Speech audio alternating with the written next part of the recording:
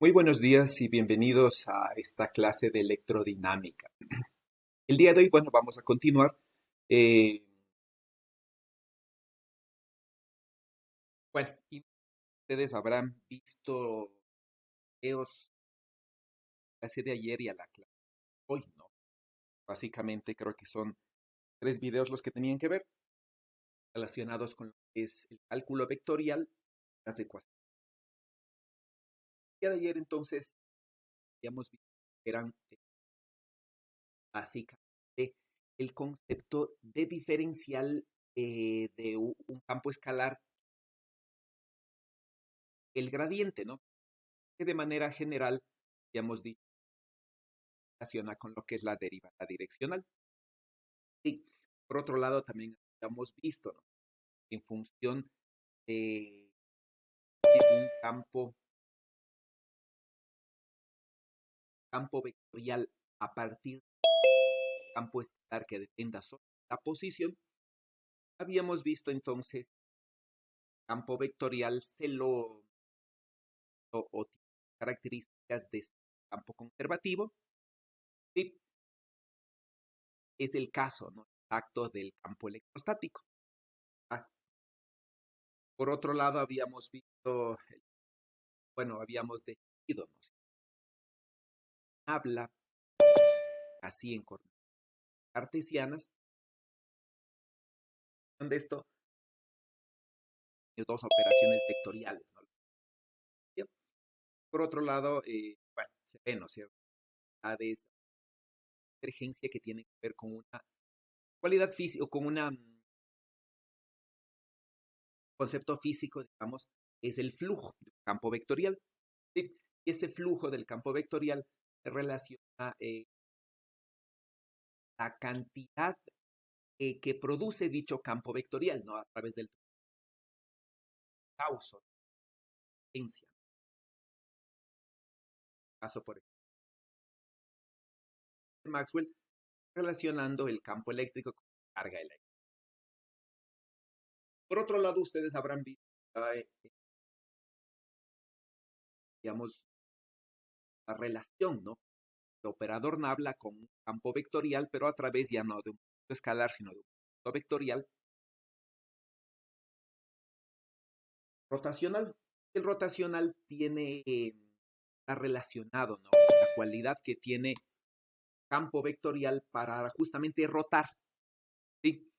Eso se relaciona con lo que es la circulación, ¿no? Tiene el teorema integral que relaciona la circulación del campo vectorial y el flujo, ¿sí?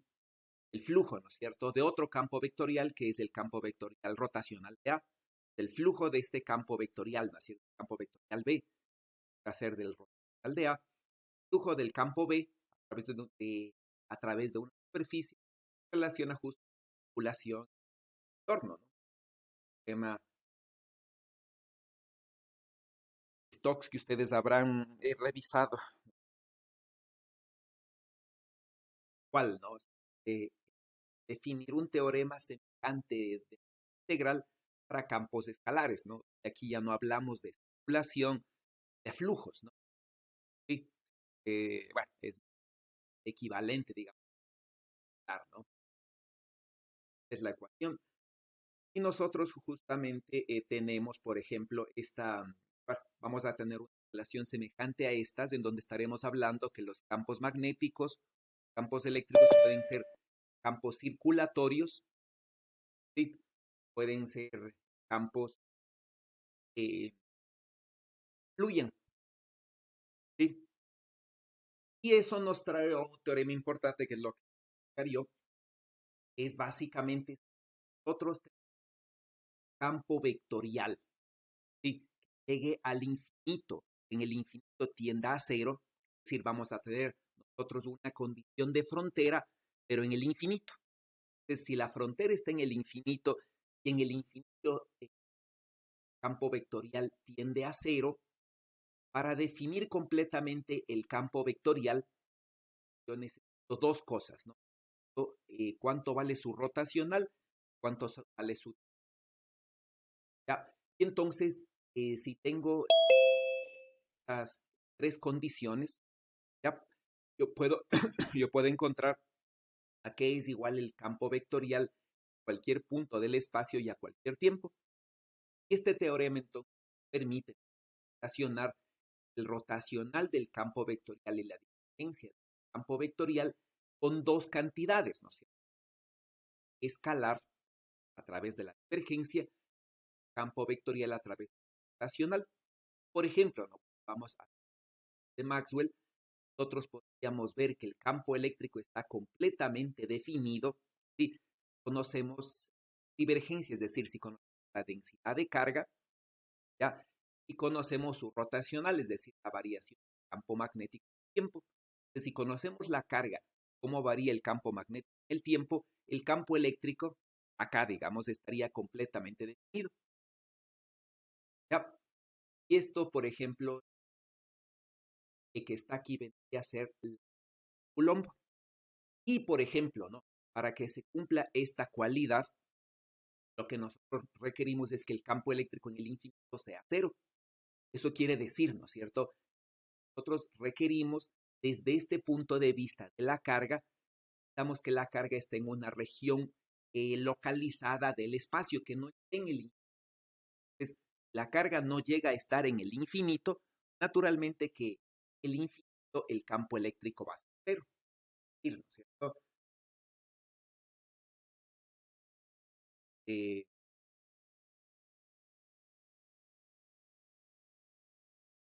Pongamos la carga aquí, espacio.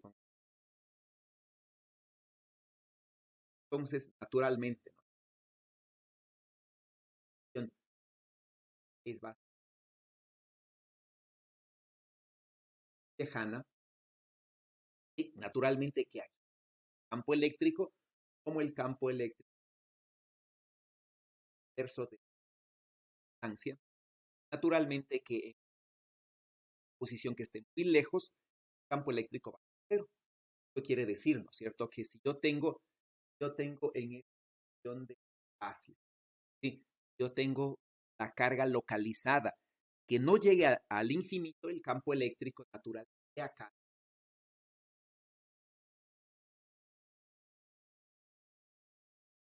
es cero. Por lo tanto, quiere decir, ¿cierto?, que no tengo fuentes, ¿ya? Tengo fuentes, yo no tengo fuentes, ¿no es cierto? Y de el tipo que sean divergentes rotacionales, ¿sí? Si yo no tengo ninguna de estas fuentes en el infinito el campo eléctrico, por ejemplo, va a ser cero y voy a cumplir esta ecuación, ¿sí? Y entonces voy a poder calcular completamente el campo eléctrico, donde el segundo término viene a ser Coulomb, justamente el corchete que está aquí viene a ser potencial electrostático, ¿sí? Y esto de aquí vendría a ser de Faraday. ¿Ya? A diferencia, por ejemplo, ¿no? Yo tengo, digamos, aquí yo estoy considerando una frontera en el infinito. Pues en el siguiente capítulo lo que nosotros vamos a ver, por ejemplo, yo tengo una densidad de carga, yo tengo una densidad de carga por aquí, ¿ya? Densidad de carga por acá, ¿ya? Supongamos que yo tengo una frontera, yo tengo cierta frontera ahí, ¿sí? Y entonces, cuando yo tengo una cierta de frontera, por ejemplo, ¿no? Yo tengo un cubo y aquí tengo un potencial que le voy a cero, este lado tengo un sub 1, este lado tengo un potencial B sub 2, potencial B sub 3. Entonces, naturalmente, aquí yo tengo una frontera que no llega a estar en el infinito. Y entonces, ¿no? Como esta frontera no llega a estar en el infinito, la ecuación que yo tengo acá, la ecuación que yo tengo aquí, ya no funciona. Sí, porque aquí yo no puedo tener esta condición de aquí. Entonces, este teorema, ¿no es cierto?, muy importante, es para campos eléctricos tengan fronteras, que su frontera esté en el infinito y que en el infinito ese campo eléctrico tiene cero. Entonces ahí es válida esta. Sí, pasa. Yo aquí tengo una carga o simplemente no tengo cargas aquí, da igual, ¿no? Pero tengo una cierta condición de frontera, no llega al infinito. En esta región del espacio yo ya no puedo utilizar Helmholtz, sí, lo que es lo mismo. Puedo utilizar, puedo utilizar, eh, puedo utilizar las dos ecuaciones que están aquí, que básicamente Coulomb, sí, y la ley de Faraday. No puedo calcular, ¿ya? Porque yo no conozco la densidad de carga. ¿Sí? Yo no conozco cuánto es la densidad de carga aquí, esta frontera, para mantener potenciales. Y entonces en el siguiente capítulo, bueno, en este capítulo, vamos a ver, ¿no es cierto?, cómo resolver estas cosas. Entonces ustedes que ya conocen cómo trabajar en este caso de aquí, de qué es lo que aprendieron. Ustedes siempre estuvieron trabajando en todo el universo, es decir, la frontera está en el... Ya, eso ustedes ya lo manejan, todo lo que aprendieron. ¿Ya? Por otro lado, ustedes vieron en el video, básicamente, ¿cierto? Algunas cualidades del espacio-tiempo, de se hablaba y se habla, ¿no?, de lo que es homogeneidad, se habla de lo que es la isotropía. Ahora, ¿quién me puede describir eh, por qué es importante estas cualidades para el espacio-tiempo, para la física, para la física?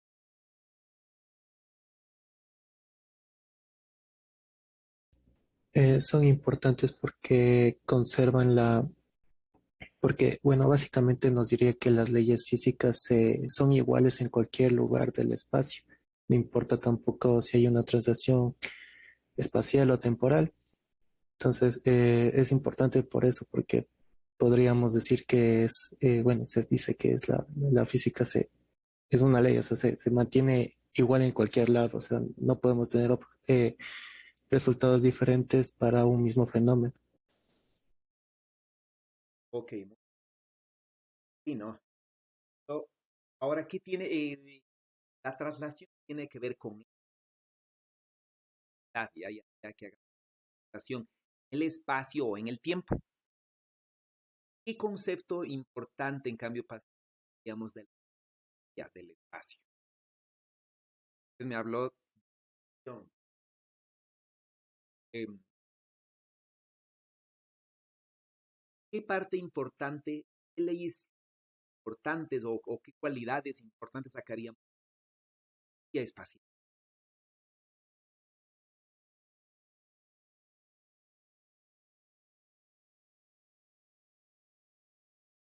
En este caso sería que las leyes físicas no cambian luego de una rotación en un punto, o sea, siguen siendo las mismas. Sería también el mismo principio que le mencioné.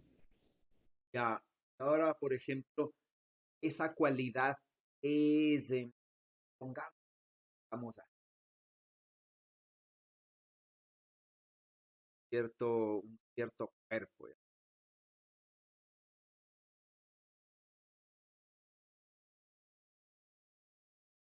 cierto cuerpo ahí. ¿Ah? Entonces, este cuerpo y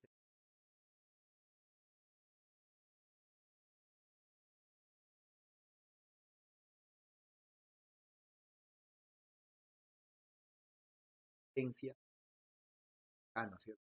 Cuerpo, y hago un giro, por ejemplo. Hago un giro, perdón, alrededor del eje que está aquí. Sí, este es un giro grados. Ese sistema es invariante, es isotrópico.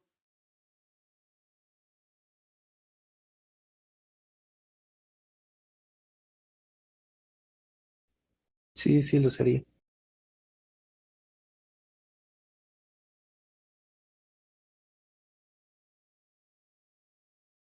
un número cualquiera, ¿no? Radianes. Sé que no lo sé. No lo sería. Si el sistema estuviera centrado en el cuerpo, ahí sí lo sería. Ah, entonces, ¿por qué no lo sería? ¿Qué pasaría?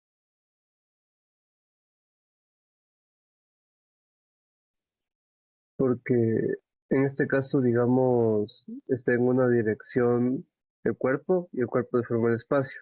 Pero si giramos, entonces el cuerpo que deforma el espacio estaría en otra dirección, así que el espacio no sería el igual si rotamos antes de rotar y después de rotar. Ah, no sé. Rotamos acá, ¿ya? Y entonces, la rotación, ¿no es cierto? Las cualidades físicas del punto del espacio, ¿sí? Por ejemplo, ¿no? Se diría campo eléctrico, ¿ya? Naturalmente, ¿no es cierto? Carga, por ejemplo, así esto es una carga, ¿no es cierto? Giro, voy a ver una carga aquí, ¿ya? ¿Ya? Cuando hago el giro, ¿no es cierto? La carga de aquí, gira y se pone acá, espacio es el mismo, no ha dado nada, ¿ya? Y entonces, sí,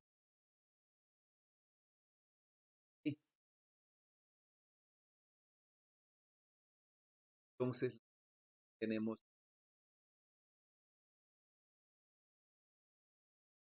eléctrico. ¿Qué cambiaría, digamos, no?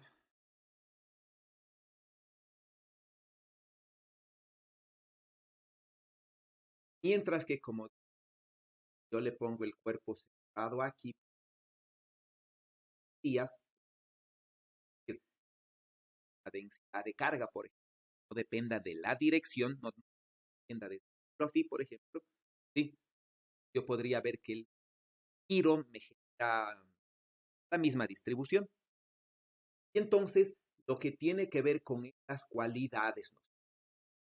La de isotropía, me da ciertas leyes o me dice cómo tiene que ser la física en las condiciones. Por ejemplo, ahí habla de las, habla, ¿no es cierto? De cómo se mantienen las leyes físicas si, por ejemplo, yo hago un giro, yo hago un espacial, sí, o hago una temporal, o hago una traslación.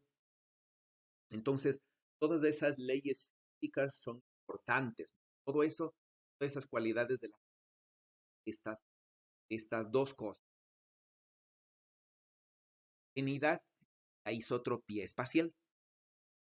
Y ustedes en mecánica cuántica van a ver que el espacio debido al angular está cuantizado, ¿no? Ahí, bueno, espacio. Pero desde el punto de vista clásico, el espacio es completamente.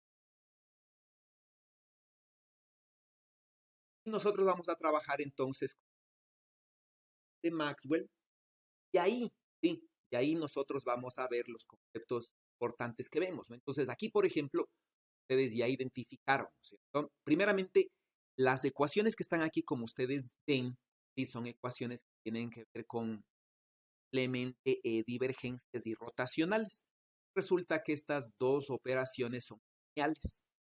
Entonces, como estas operaciones, ¿no es cierto? Son lineales, sí, por ejemplo, ya posición de cargas va a dar eh, el campo eléctrico neto, ¿no? Es que si yo podría resolver problemas independientemente, separando las distribuciones de cargas y al final, ¿no es cierto?, sumar los campos eléctricos de cada distribución de carga. Eso es el principio que ustedes habrán ocupado de superposición y eso se da porque las cuatro ecuaciones son lineales. Sí, aparte de eso, es el teorema de Helmholtz, ¿cierto? De acá yo necesito la divergencia y el rotacional de un campo eléctrico de todo el universo, ¿sí? El cual tiende a cero en el infinito, para conocer el campo vectorial. ¿Ya? Y aquí tengo exactamente la divergencia y el rotacional. Por lo tanto, si está definido todo el universo, estas dos ecuaciones yo puedo calcular el campo eléctrico, digamos exactamente, y esto es el campo magnético. ¿Sí? Y las ecuaciones, como se ven, están acopladas. ¿Ya? Entonces, ¿no? Estas divergencias tienen que ver con flujos, y cuando se interpretan ciertas ecuaciones, se las ve, por ejemplo, que las cargas eléctricas generan un flujo de campo eléctrico dependiendo del signo, ¿no? Entonces, por definición, digamos, por esta definición, el flujo del campo eléctrico positivo si la carga encerrada es el flujo del campo eléctrico negativo si la carga es negativa. ¿Ya? Entonces, ¿no? Si yo pongo este punto de aquí y hago superficie así por esférica aquí, ¿sí? Así digamos, ¿no es cierto? Entonces, yo podría ver que si hago esférica allí, voy a ver que el campo eléctrico fluye hacia afuera acá porque la carga es positiva y luego cojo solo esta carga negativa, el flujo es negativo y entra y voy a tener el neto, ¿no? Las dos. Entonces, la primera ecuación de Maxwell habla de flujos del campo eléctrico y entonces el campo eléctrico es divergente desde las cargas o convergente, ¿no? El signo de la carga. ¿Sí? Entonces, esta primera de las ecuaciones habla de los campos eléctricos divergentes o convergentes. ¿Sí? Y obviamente la carga eléctrica encerrada me define el flujo neto, ¿no? Ahora, no porque la carga eléctrica encerrada sea cero, quiere decir que el campo es cero. Por ejemplo, ¿no? Yo cojo una de estas, ¿sí? El flujo del campo eléctrico ahí va a ser cero, ¿sí? Pero no quiere decir que el campo es cero, porque no hay simetría. Entonces, bueno, ahí viene todo un análisis que habrán hecho. ¿Sí? Por otro lado, ¿no es cierto? La segunda de las ecuaciones, ustedes habrán visto, tiene que ver con lo que se llama el rotacional, se lo relaciona con la circulación. Y entonces existe otra fuente de campo eléctrico que es esta, ¿sí? Que es la variación del campo magnético, que me genera un campo eléctrico circulatorio. ¿Sí? Entonces me genera un campo eléctrico, ya no es divergente, sino que circula.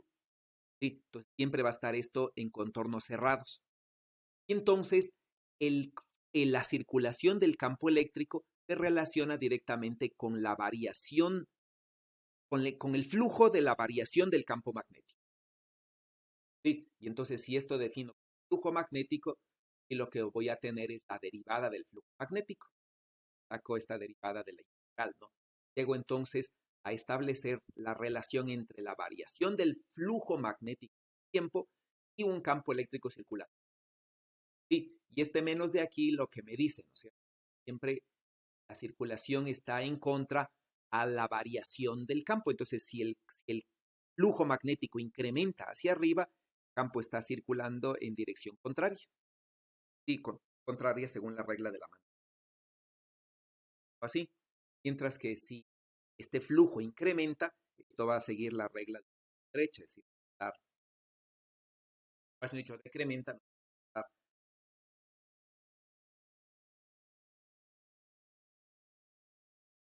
Sí. Por otro lado, ustedes habrán visto, ¿no? Flujo, sí, ya identificamos esto como flujo, flujo del campo magnético es cero, es decir, las líneas de campo no pueden ser divergentes, solamente pueden ser rotacionales, ¿no? A esta ecuación, parte divergente, parte que circula, ¿no? Gente, para que circula. ¿Ya? Y entonces el campo magnético, gente, magnético, la Tierra, por ejemplo, siempre tienen que cerrarse. ¿Ya? Y también nos habla de una asimetría, ¿no es cierto? De una asimetría ya que tras que el campo eléctrico ya tiene una fuente, digamos, que se llama la carga eléctrica, el campo magnético no tiene fuentes, ¿no? Entonces aquí no hablamos de polos, porque no existen, ¿no? Lo que es el polo magnético, algo equivalente a la carga, era un campo magnético desde un punto, desde una fuente. Y entonces aquí vemos una asimetría. Realmente queremos que esté de monopolos magnéticos, ¿sí? Y por ejemplo, acá también vemos la asimetría, ¿no es cierto? De esta ecuación rotacional, porque esta ecuación del rotacional del campo magnético es una corriente de las cargas eléctricas, y para que estas dos ecuaciones sean simétricas, la rotacional del campo eléctrico debería existir una corriente, debería existir, por ejemplo, una corriente de monopolos magnéticos. Una corriente de este tipo, pero de las monopolos magnéticos, para que estas cuatro ecuaciones. Entonces, hay simetría respecto a las ecuaciones. Ustedes entonces encuentran, ¿cierto?, que de las ecuaciones de Maxwell, el campo magnético solamente puede ser circulatorio, tiene dos orígenes que tienen las mismas propiedades, ¿ya? Un movimiento de cargas, ¿sí?, que se llama la corriente eléctrica, digamos que flujo de cargas, una corriente que se debe a la variación del campo eléctrico, ¿ya? Se llama la corriente desplazamiento, este término. Entonces, nosotros podríamos ver ya el flujo de corrientes, ¿sí?, el flujo de la corriente de desplazamiento, que es este gráfico de acá abajo, ¿no es cierto?, de la variación del campo eléctrico, ambos generan el mismo campo magnético. Y entonces yo, viendo el campo magnético, no puedo saber si este campo magnético es generado por unas cargas en movimiento, ¿sí?, o es generado por un campo eléctrico variable en el tiempo. No voy a poder saber eso realmente. Cualquiera de las dos me va a generar. ¿Ya? Eso es lo que ustedes saben.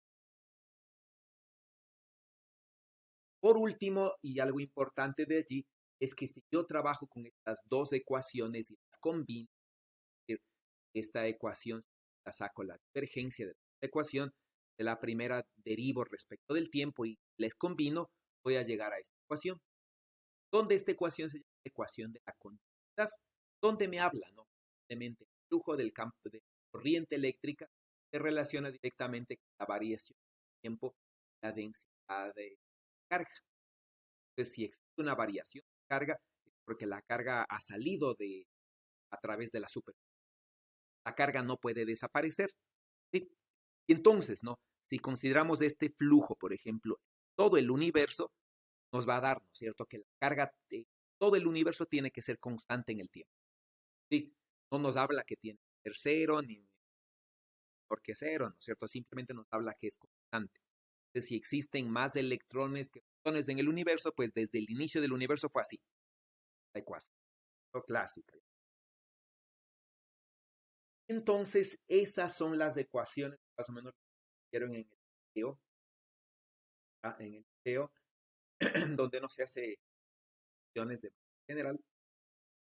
Pero bueno, preguntas de esta clase anterior y esta clase.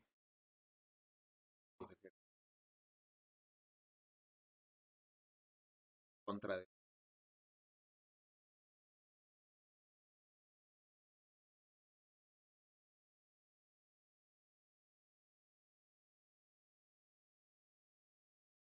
Si no hay preguntas, entiendo que saben todo y entonces yo puedo preguntar.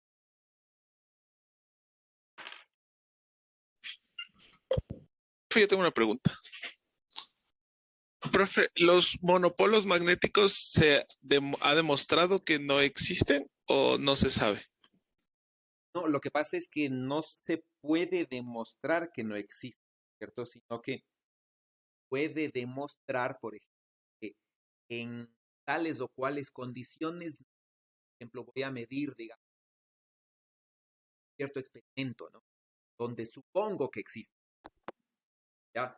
Entonces, hasta ahora, todo experimento que ha hecho para tratar de detectar algún polo magnético me ha dado dados indicándome que no existen, es decir, no los hemos podido detectar. Entonces, lo que sabemos, ¿no es cierto?, ciertas condiciones todavía no han encontrada experimentalmente.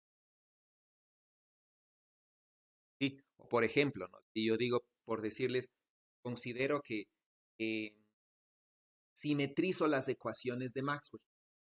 ¿Ya? Entonces, veo, ¿no es cierto? Aquí cierta densidad de polos magnéticos. La segunda de las ecuaciones que están acá, veo una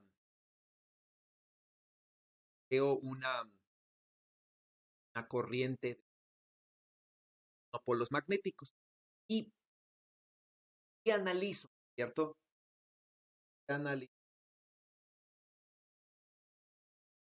Y analizo las consecuencias. Analizo las consecuencias físicas, trato de ver resultados, ¿no es cierto? Trato de predecir teóricamente resultados que solamente puedan darse con la existencia de monopolos magnéticos. ¿Ya? Y entonces hasta ahora, ¿no? Todo lo que se predice, la teoría, no cuadra con el resultado experimental. Entonces la teoría puede decir lo que sea, ¿ya? Pero el que manda, digamos, siempre es el resultado experimental. Y por eso es que la física dura, que se llama, es la experimental. ¿Ya? Entonces, eso es, ¿no es cierto?, lo que tiene, digamos, la última palabra. Eso es lo que hasta ahora no se ha. Hasta ahora todo experimental va a ser. Resulta que sí, pero se sigue, naturalmente que se sigue buscando, ¿no? Esa sería, digamos, los teóricos hacen modelos, se predicen resultados, la experimentación va de la mano, ¿no? A veces la experimentación va primero y los después, por ejemplo. Hasta ahora no sé, ahora todo va a salir. Sí, no puede haber un experimento ya concluyente y diga no existe una circunstancia, ¿no? Claro, Sí, profe, gracias. simplemente en las condiciones del experimento no hay. El experimento tiene condiciones, por ejemplo, más con bajar la temperatura, podría la reacción sea muy débil y vamos a dar por las límites finales, hay que descartar, ¿no? Para descartar la existencia. Sí, pero, por ejemplo, hay todo una, toda una teoría, ¿no? Es decir, si metemos las ecuaciones, postular, por ejemplo, cuáles deberían ser las interacciones, ¿no? Entonces, por ejemplo, debería modificar también la ley de Lorentz, ¿no? La fuerza de Lorentz, para predecir una interacción, ¿no? La fuerza de Lorentz me habla la carga por el campo eléctrico. Bueno, debería haber una fuerza parecida del monopolo por el campo magnético, por ejemplo, y me fuerza, ¿no? Entonces, por eso postula y se... ¿La pregunta?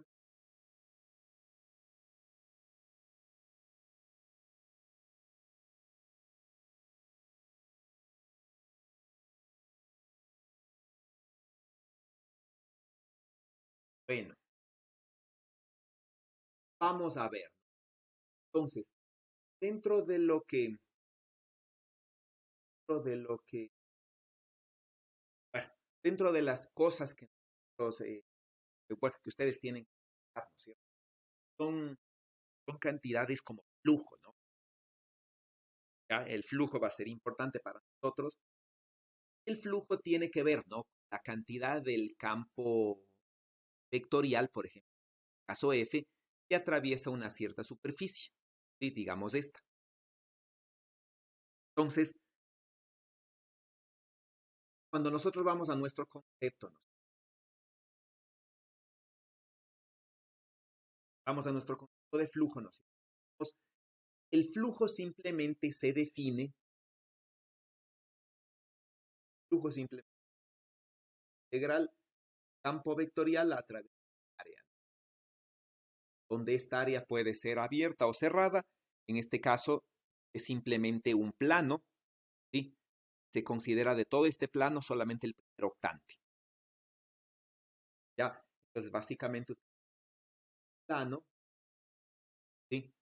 Y a través de ese plano que está allí, por ejemplo,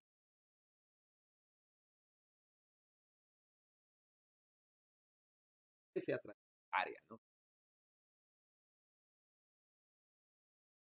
¿Sí? Entonces, ¿qué haríamos? ¿Qué haríamos para calcular el flujo?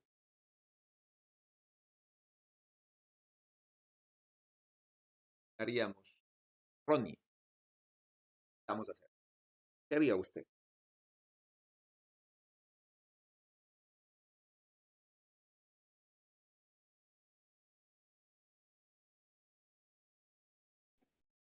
Buenos días, profe, ¿me puede escuchar? ¿No? Eh,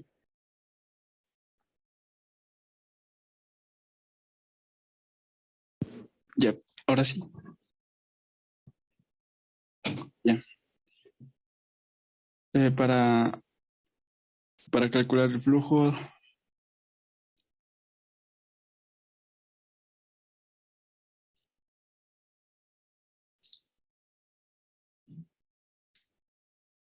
bueno, primero haríamos el resultado del...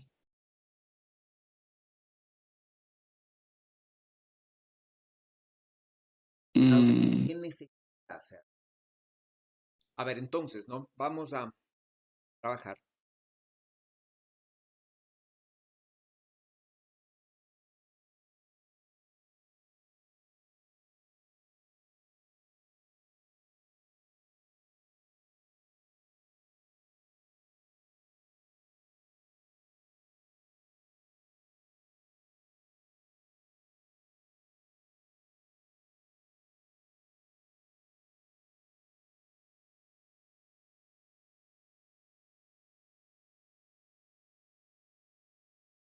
Ok, van a ingresar a... Yo y quiero que trabajen en conjunto. En conjunto significa desconectar los micrófonos y colaborar, ¿ya? Sí, porque el resultado es grupal. Entonces van a tener, son 41, tienen hasta la 7:40, bueno, 7:42 hasta 50 para que ingresen por favor.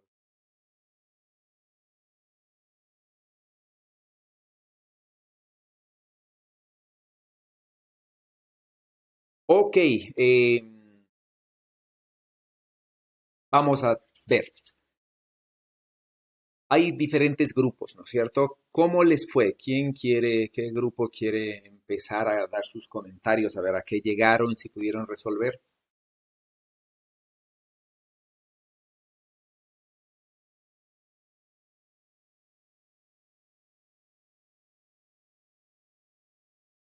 ¿Ningún grupo? Les designo yo.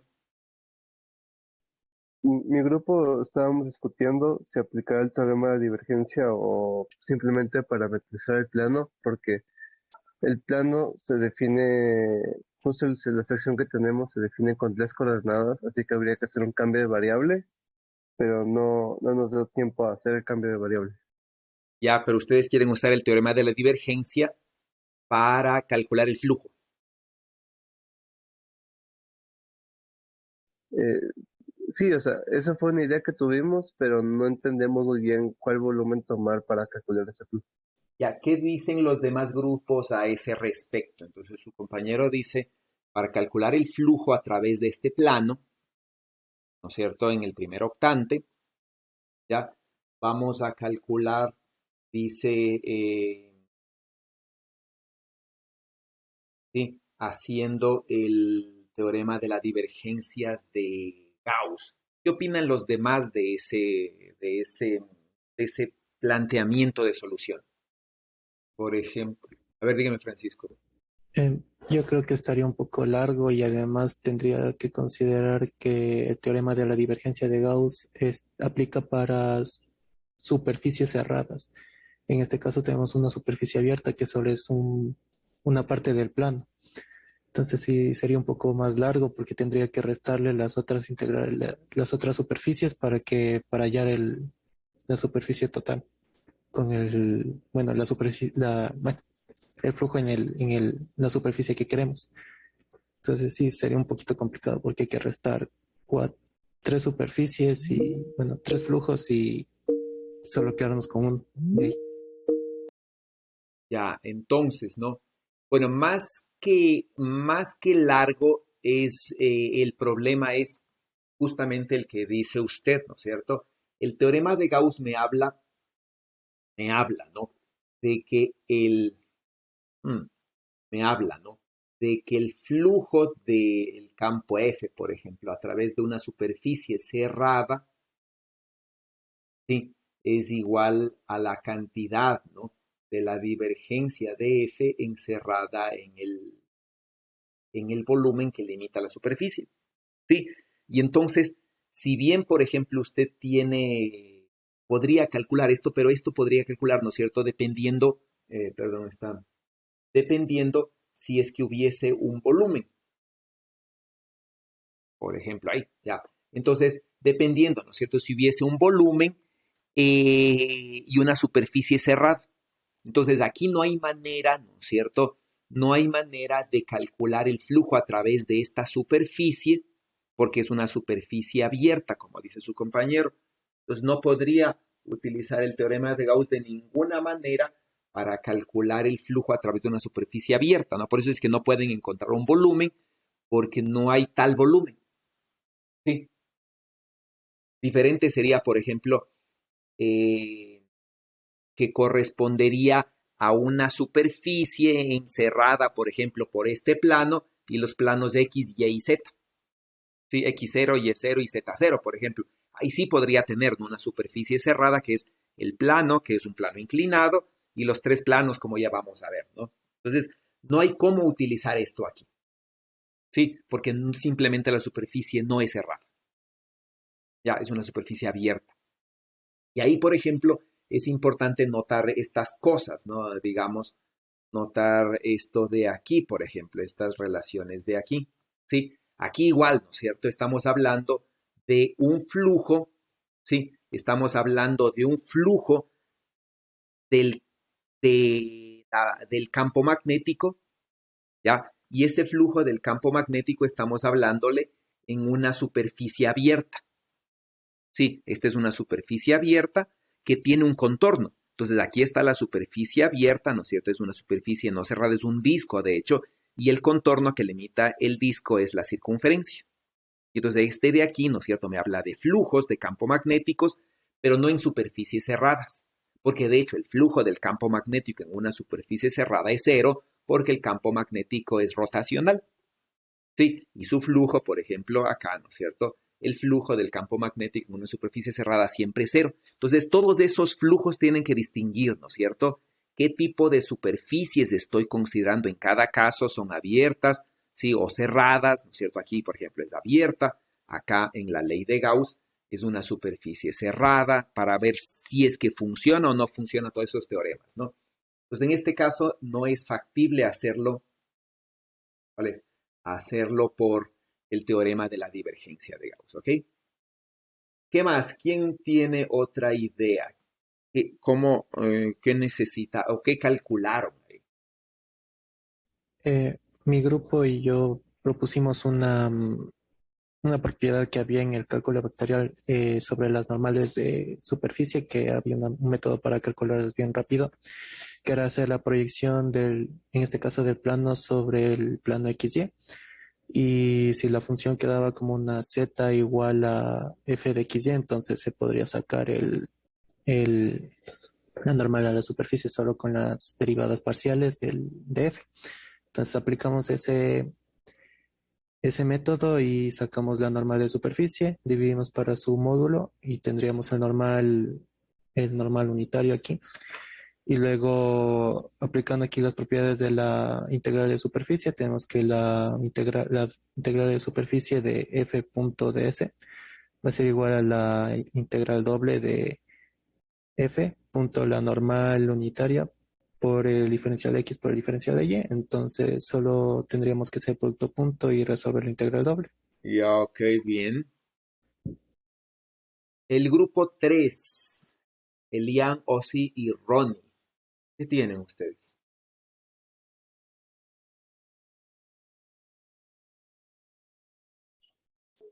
Nosotros estuvimos planteando el método anterior que vimos la ecuación de Gauss, pero como tal no llegamos a encontrar ese volumen, pero ya nos dimos cuenta que lo que estábamos fallando. Ujú. ¿Y ahora qué van a hacer? Aplicar lo de las normales que dijo el compañero y revisar ese tema. Y a grupo 4, Jair, Kevin y Ana. Buenos días, profe. Nosotros estamos planteando lo mismo que dijo Francisco, pero yo me encontré con un problema porque al momento de que se refería al primer octante, estaba viendo que las normales, o sea, eso provee parametrizando en Z y parametrizando en Y, no me quedaban porque para cumplir lo que yo entendí cuando dice el primer octante, debería ser que al momento de que obtenemos la normal, esta normal tiene que ser, todas sus partes o componentes deben ser positivas porque ahí se encontraría el primer octante. Entonces en Y y Z no me quedaban así y lo estoy probando ahorita en X. Ya. Eso no, profe. Bueno, entonces eso hay que resolver, ¿no? Grupo 5, Ujú. Luis, Hugo y Alejandro. Profe, estábamos hallando la diferencial de superficie y estábamos ahí con un problema porque creo que no es igual a dx por dy, sino como que varía distinto porque es un triángulo. Y eso lo íbamos a hacer producto punto con f y así hallar el flujo. Ujú. Tal vez con producto cruz se puede hallar el diferencial de área. ¿Con producto cruz de qué y qué? De vectores pequeños que vayan a través de esa superficie del triángulo. Ya, muy bien. Pueden hallar así, sí, pero está bien. Grupo 5 era ese, ¿no es cierto? 6, Byron y Frank, ¿qué tienen ustedes? Nosotros estamos haciendo, bueno, planteamos la misma idea de Francisco, pero al menos no pudimos plantear bien el diferencial de área porque nos faltó entender bien las limitaciones que determinaba que se trabaje solo en el primer octante. Mm, y 7, grupo que me falta, Adrián y Roger. Ah, ok, bro. Bueno, nosotros nos quedamos con lo mismo de Francisco, porque no supimos muy bien cómo hallar el diferencial de área, pero no caímos en cuenta en que se podía hallar con la norma de X de Y. Entonces nos quedamos planteando esa duda. Ok, bueno, vamos a ver, ¿no? Entonces, ustedes pueden utilizar diferentes soluciones. Voy a empezar por acá, por ejemplo. Entonces, ¿no? Ustedes tienen básicamente un plano, ¿sí? Que los puntos de corte son estos de aquí, ¿no? Son estos de aquí y se definiría el flujo a través de el triángulo que está aquí, ¿no es cierto? Sí, este plano que está acá. Y entonces, de alguna manera nosotros tenemos que encontrar este diferencial de área y parametrizar esta área de aquí. Sí, una de las formas obviamente sería esta, ¿no es cierto? Digo, tengo el z como función de x, y a partir de eso puedo hacer un diferencial de área. Sí, entonces ese diferencial de área yo lo podría construir de diferente forma, ¿no? Una forma de construirla, por ejemplo, es esta de acá. Yo podría decir, por ejemplo, tengo una función, ¿no es cierto? Tengo, esta es mi función f. Sí, y esta función f está igualada a una constante, que en este caso es un valor particular que se llama 6. ¿Sí? ¿Qué tal si le cambio f igual a 7, f igual a 8? ¿Qué van a hacer estos planos, por ejemplo, cuando cambie de 6, ¿no es cierto? Y le reemplace por 8. ¿Qué va a pasar con ese plano? ¿O qué va a pasar con esos dos planos que están ahí? Son paralelos. Son paralelos, ¿no es cierto? Entonces, ¿qué pasa cuando digo f es igual a una constante? ¿Qué es esto? ¿Qué tipo de superficie es eso? ¿O superficies son esas?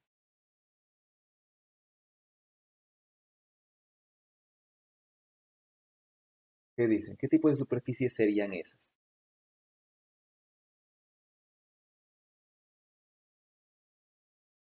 ¿Qué dice Luis?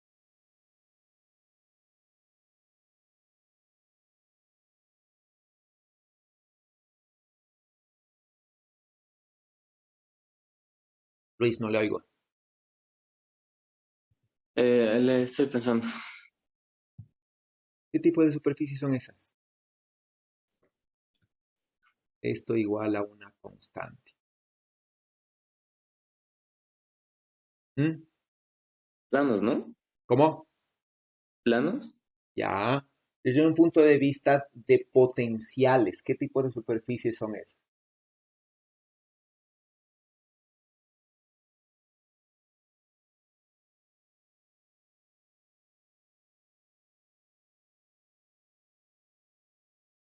¿Qué tipo de superficies son? Superficies equipotenciales. Ya, superficies equipotenciales. ¿Qué pasa si saco el gradiente de una superficie? ¿Qué- Profe, ahí tengo una duda.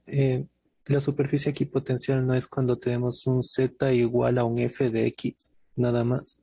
No, una superficie equipotencial es cuando tengo una función cualquiera de x, y z igualada a una constante. Sí, entonces eso lo que me va a dar, ¿no es cierto? Es que, por ejemplo, ¿no es cierto? Digo, esta f 2x más 3y más z, yo le podría, me define una relación entre x, y z, ¿no? Cuando le igualo esto a una constante, me define una serie, le estoy quitando un grado de libertad a estas tres coordenadas de x, y z. ¿Sí? Y como le estoy quitando un grado de libertad a tres coordenadas, eso me deja dos coordenadas independientes que se hace un plano.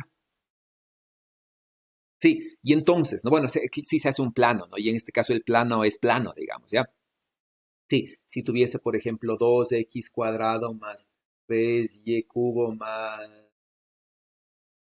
z, por ejemplo, más z a la 1 media, ya igual a 6, ¿sí? Es lo mismo, ¿no? Le quito un grado de esta ecuación de aquí, ¿sí? O igual a c, a cualquier constante, ¿no? Esta ecuación de aquí le quita un grado de libertad de x, y z, ¿sí? Y lo que me va a dar, ¿no es cierto? Es, es es 2 grados de libertad, que son los que me quedan, ¿no? No importa si es XY, es XZ o YZ o cualquier cosa de esas, pero me quita un grado de libertad a estas tres y eso me va a dar un plano que en este caso es curvo.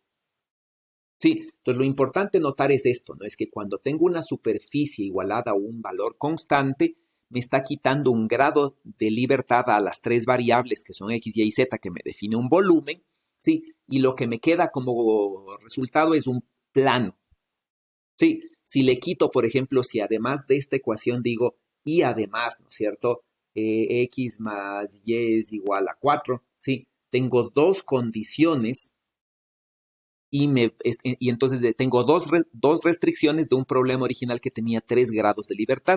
Y esto me va a quedar un grado de libertad y esta ecuación, ¿no es cierto? La original y esta de acá me van a dar como resultado una recta, porque me queda un grado de libertad. Bueno, no una recta, una línea, digamos, ¿no? Una línea curva, una línea recta, sí, en este caso creo que es una línea recta, sí, pero me deja una línea, ¿sí? Y si pongo otra condición, estoy quitando 3 grados de libertad y me define un punto o vacío si es que no hay coincidencia.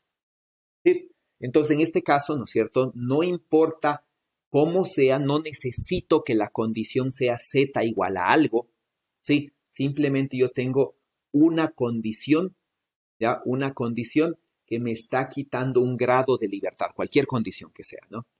Entonces, no necesito que se pueda escribir como z igual a algo, ¿no?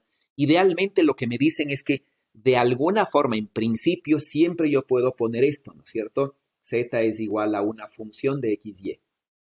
¿Sí? Siempre en principio yo puedo hacer eso. ¿Sí? No siempre puedo hacer eso. Por ejemplo, ¿qué tal si yo digo z más e a la z más x, y igual a 6? ¿Sí? De aquí yo no puedo despejar z. Sí, no podría nunca despejar z. Pero en principio, sí, yo podría hacerlo. Entonces, ahí yo creo que de pronto malentendieron en el sentido de que no siempre voy a poder despejarlo, pero siempre voy a poder describir algo como esto y construir la normal. Obviamente desde el punto de vista matemático yo puedo construirlo, ¿cierto? Yo puedo despejar y ahí sí aplicar lo que sé. Si no puedo despejar, no puedo, no, simplemente no puedo hacer por el método que ustedes estaban comentando. Pero de manera general yo puedo decir, esta es una superficie equipotencial y si saco el gradiente de esta superficie que me da esto me da una normal a esta equipotencial, es decir, me va a dar un vector normal a este plano. ¿Sí? Y entonces este es mi vector normal a ese plano que si le normalizo, ¿no es cierto? Y es un vector unitario. ¿Ya? Y este es el vector unitario a este plano. ¿Sí? Utilizando el concepto de gradiente, justamente, que es la dirección de máxima variación, porque si tengo, por ejemplo, si igualo aquí a 6, a 7, a 8, lo que me van a dar, ¿no es cierto?, son otros planos que van a ser paralelos a este, ¿ya? Por ejemplo, este es otro plano, ¿sí? Cuando este plano de aquí, ¿no es cierto?, es cuando 2x más 3y más z es igual a 7, por decirles. Y entonces son planos paralelos, ¿sí? Si voy cambiando este valor, se van a formar planos paralelos aquí, ¿sí? Y esto es una función como decir, una equipotencial. Saco el gradiente del equipotencial y voy a sacar una normal, por ejemplo, ahí. ¿Ya? Con eso yo ya puedo hacer, ¿no es cierto? Porque con eso yo ya puedo plantear mi ecuación y decir entonces mi función f le tengo que multiplicar por el diferencial de área, donde el diferencial de área no es nada más que la normal por el diferencial de área, ¿no es cierto? Y ahora tengo que ver cómo parametrizo este diferencial de área. ¿Ya? Entonces, ¿cómo parametrizo este diferencial de área, ¿no es cierto? Yo puedo decir, ahí sí, como dicen ustedes, ¿no? Cojo, por ejemplo, cojo esta región de aquí. Sí, cojo esta región de aquí, del plano XY. ¿Ya? Cojo esta región de aquí, el plano XY, y entonces con esa región del plano XY, yo puedo, con esta de aquí, ¿no es cierto? Yo podría decir, este es mi plano.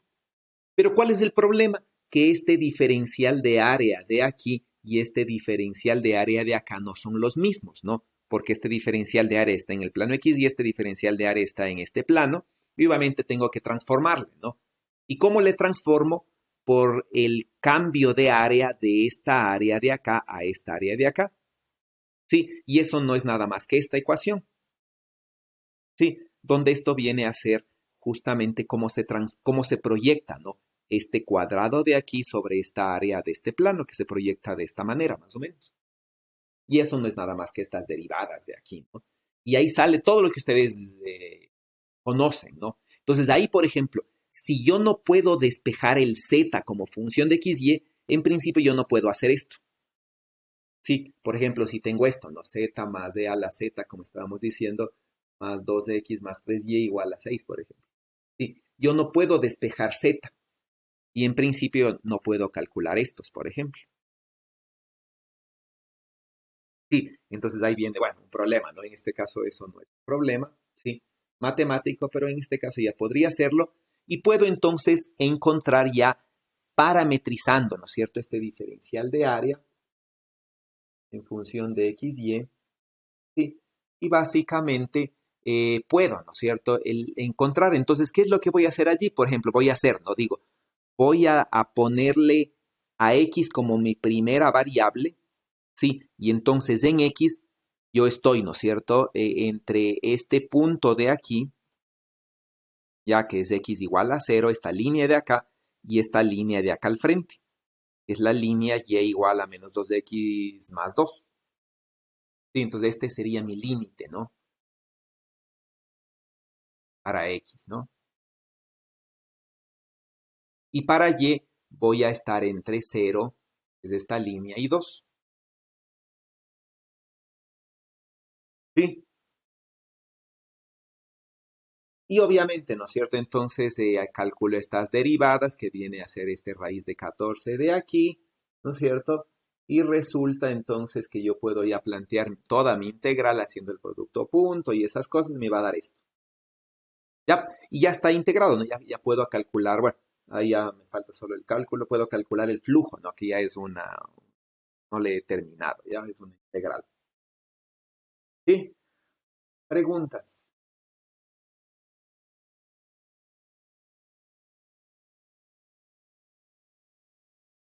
Otro ejemplo importante aquí, por decirles, ¿no es cierto? Otro ejemplo aquí es este, ¿no?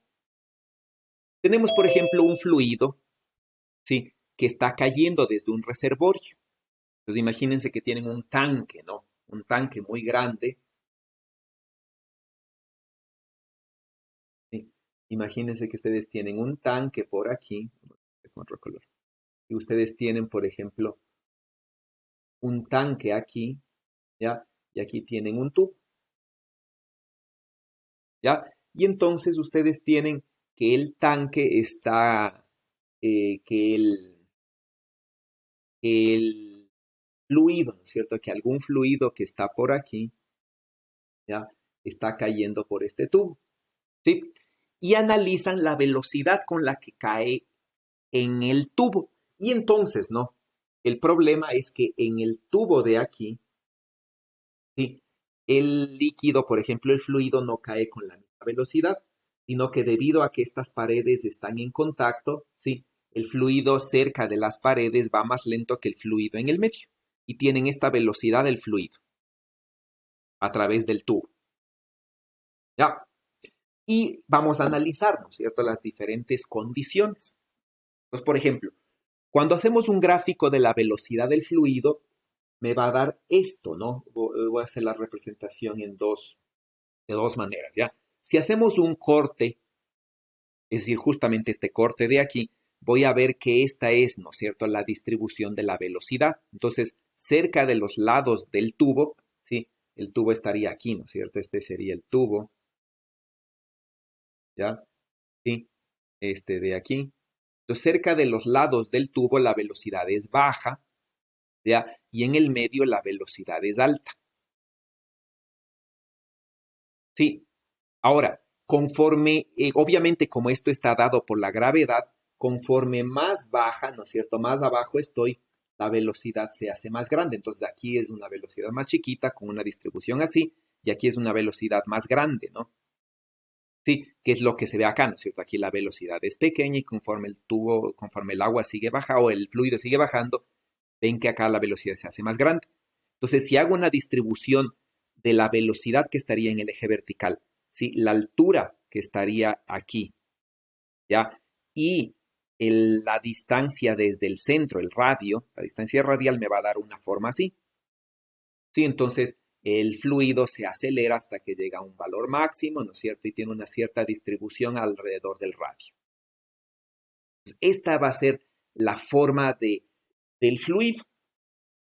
¿Quién me puede explicar qué va a pasar con la densidad del fluido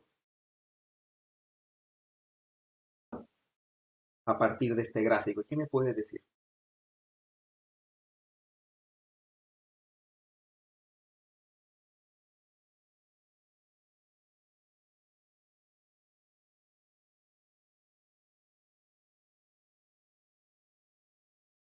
Alejandro, cuénteme, ¿qué va a pasar con la densidad del fluido? ¿Qué me podría decir usted? Mm, Tal vez va a variar con respecto, o sea, va a ser distinta cuando esté en la parte cero del radio, por decirlo así, que en las paredes del tubo. Es decir, usted dice, entre este punto de aquí y estos de acá, hay variación. Entre el centro, que es el punto 1, y los extremos del punto 2, hay variación de la densidad del líquido. Sí, conforme evoluciona en el tiempo, creo. Bueno, conforme evoluciona entiendo que es conforme va cayendo. Ah, ¿Por qué? porque, o sea, va a haber un mayor desplazamiento del fluido en el centro que en las paredes y eso va a ocasionar que cambie la masa que se encuentra en el centro con respecto a las paredes, creo. ¿Cómo puedo demostrar eso matemáticamente? Usted mismo, Alejandro. ¿Cómo puedo demostrar? ¿Qué cálculo debería hacer? Tal vez del flujo del campo vectorial, ¿Por qué del flujo? porque estamos viendo que está atravesando una superficie, o sea que el líquido está, si dibujamos una superficie cerrada que esté cortando el tubo, va a haber un mayor flujo en el centro que en las paredes. Ya. Ok, ¿no es cierto? Gracias, está bien. Sí. Pero vamos más allá, vamos explicando un poquito, ¿no? Supongamos que por aquí arriba, ¿no es cierto?, entran una cierta cantidad del fluido y por acá abajo sale. Supongamos que por aquí entran, ¿no es cierto? Digo, entran 10 litros por minuto. Sí, por acá debe salir 10 litros por minuto. Sí, porque el líquido no puede desaparecer.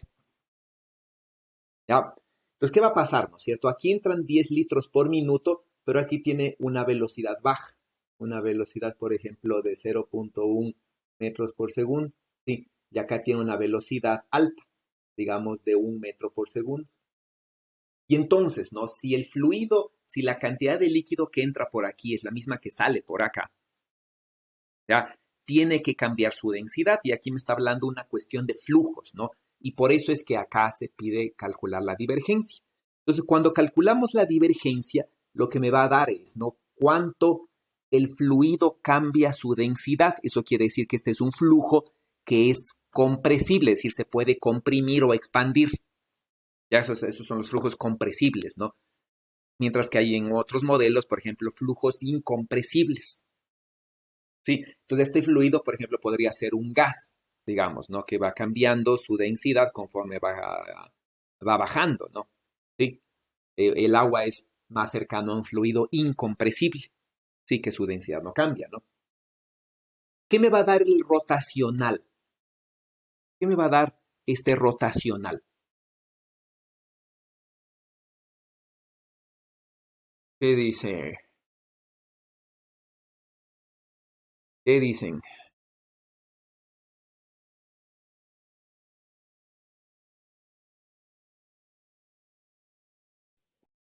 Como en la gráfica se ve que todas las flechas van en la misma dirección, el rotacional debería ser cero. Ya. ¿Qué dicen el resto? Rotacional es cero, dice.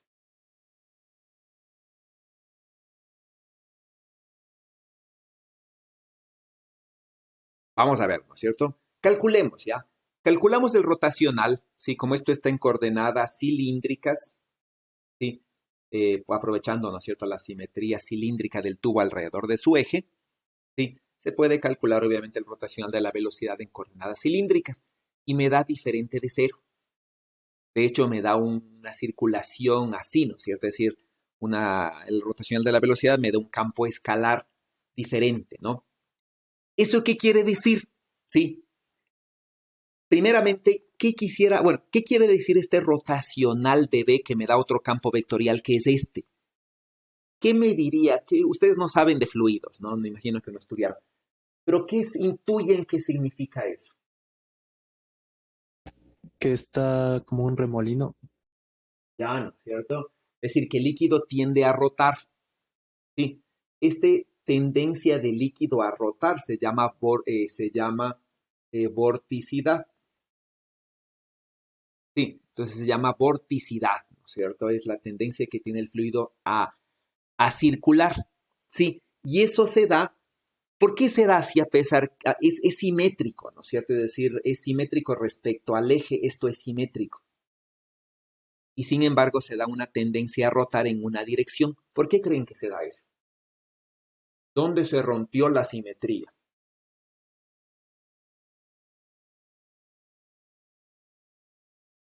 ¿Dónde está rota la simetría? Porque alrededor de este eje, ¿no es cierto? Alrededor del eje que está aquí, ¿ya? Alrededor de ese eje hay simetría, en este sentido, ¿no es cierto? Sí, hay simetría. La velocidad aquí y la velocidad acá es la misma porque es solamente dependiente del radio, como pueden ver. ¿Dónde se rompió la simetría?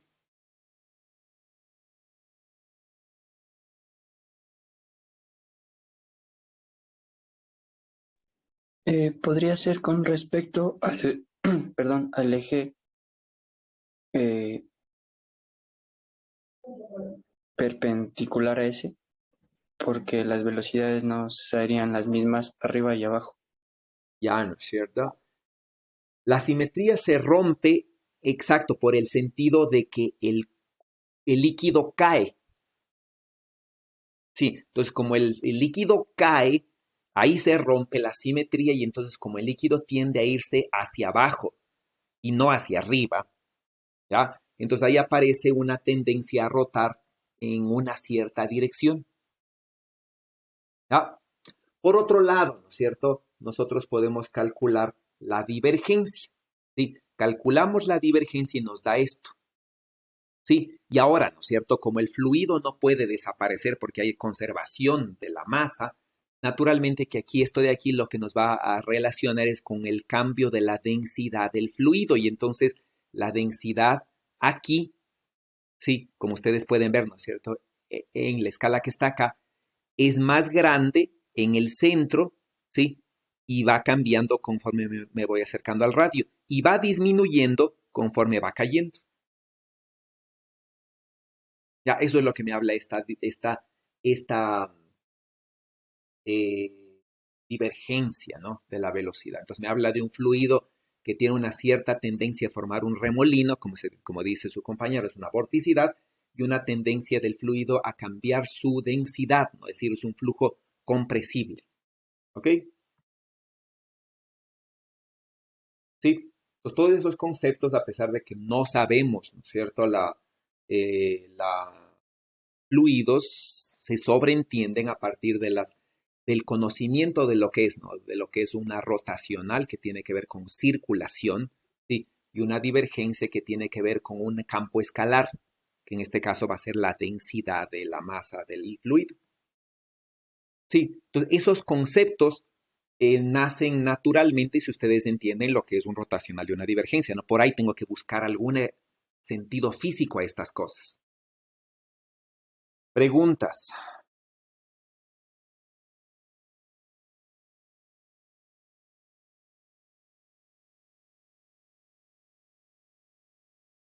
Bueno, eh, hmm, vamos a ver.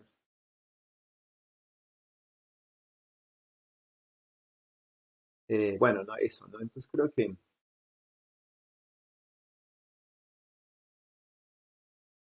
que hasta ahí ya. Vamos por otro lado, no vamos por otro lado, por otras condiciones, ¿no? Eh, hmm, a ver cómo estamos de tiempo.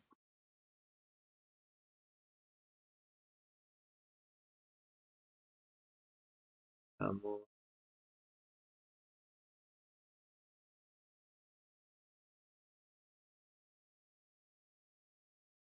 Bueno, no, creo que vamos acá directamente a lo que son los campos, ¿no? Sí, ustedes, bueno, ustedes saben, ¿no? Ustedes saben la ecuación de Coulomb, que no es nada más, ¿no es cierto?, que a partir de las ecuaciones de Maxwell, aplicar simplemente el teorema de Helmholtz, donde, ¿no es cierto?, yo conozco la divergencia del campo eléctrico y el rotacional del campo eléctrico. Entonces, en electrostática, ustedes saben que este término de aquí es cero, por lo tanto no existe este término de acá, ¿sí? Y naturalmente ustedes simplemente saben este término, ¿no? Que es el único que sí existe, donde la divergencia del campo eléctrico se reemplaza por la densidad de carga y llegan a la ecuación de Coulomb, ¿sí? Que no es nada más que esta que está aquí. Ya, entonces esta que está aquí no es nada más que la ecuación de Maxwell, sí, que las dos ecuaciones de Maxwell para la electrostática al aplicar el teorema de Helmholtz, porque tenemos un campo eléctrico que llega hasta el infinito y en el infinito el campo eléctrico es cero porque la carga está localizada, ¿no?, en una región del espacio. ¿Ya? ¿Qué debería pasar si calculo la divergencia de esto? ¿A qué debo llegar? Y si calculo el rotacional de esto, ¿a qué debo llegar?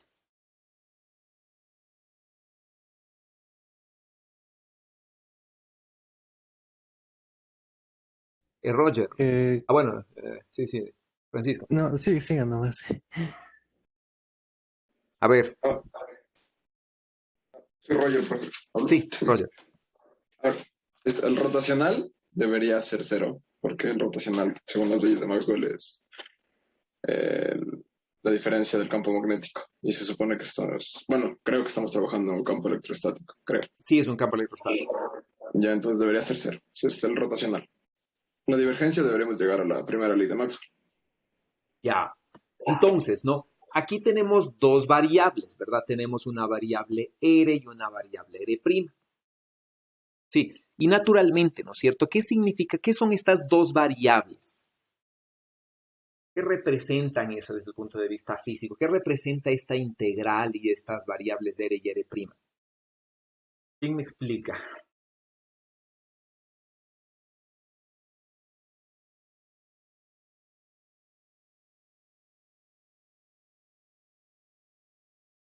Comenzamos por la primera parte. ¿Qué significa esta integral desde el punto de vista físico?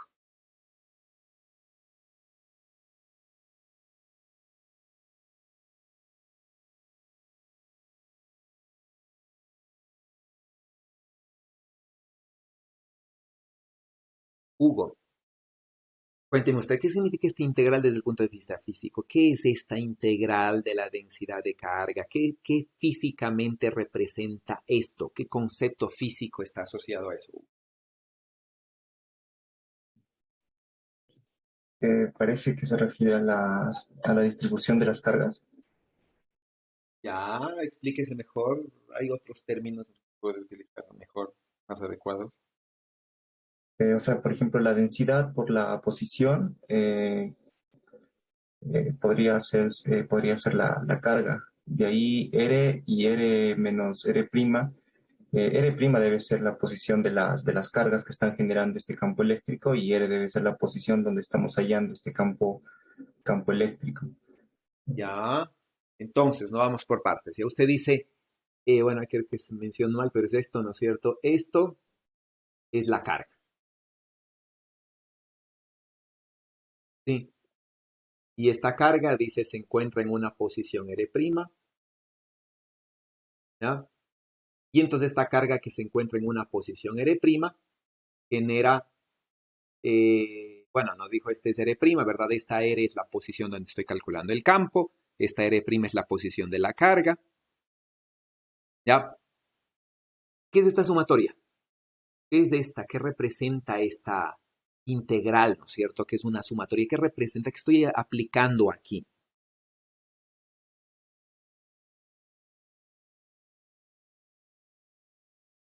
¿Qué dicen? ¿Qué estoy aplicando ahí?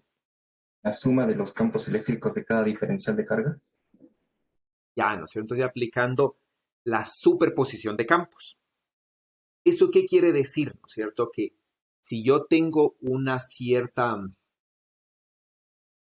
sí, si yo tengo una distribución de carga, es decir, yo tengo aquí, ¿no es cierto? La carga 1 y la carga 2, la carga 3, ¿no es cierto? Y obviamente tengo una posición y digo, voy a calcular el campo eléctrico en esta posición, ¿sí? Voy a calcular el campo eléctrico aquí. Pues, ¿qué va a pasar, no es cierto? El campo eléctrico en esa posición va a ser el campo eléctrico generado por la carga 1, más el campo eléctrico generado por la carga 2 en la misma posición, más el campo eléctrico generado por la carga 3, ¿no? Entonces, todo esto lo que nos va a dar es que el campo eléctrico total aquí, ¿sí? Digamos que este es el campo eléctrico neto ahí, ¿sí? Este es el campo eléctrico neto aquí, ¿ya? Supongamos, ¿no? Este es el campo eléctrico. Del campo eléctrico neto ahí no va a ser nada más que la suma de los campos eléctricos en el mismo punto. Entonces esta R, ¿no es cierto?, representa la posición donde estoy calculando el campo eléctrico, y esta R' representa la posición de las cargas yésimas. ¿Sí? Donde la carga yésima no es nada más que la densidad de carga por el diferencial de volumen. Y obviamente esto, ¿no es cierto?, tiene una relación radial, es decir, es radial desde la carga y depende del inverso del cuadrado de la distancia. ¿Ya? Entonces, cuando calculo la divergencia, ¿respecto de qué variable tengo que operar?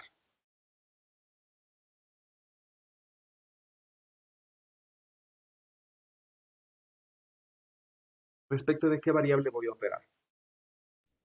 Respecto a R, ¿Por qué? porque es la posición de que queremos hallar. Ya. Supongamos, aquí no hay cargas. ¿Qué debería pasar con la divergencia ahí?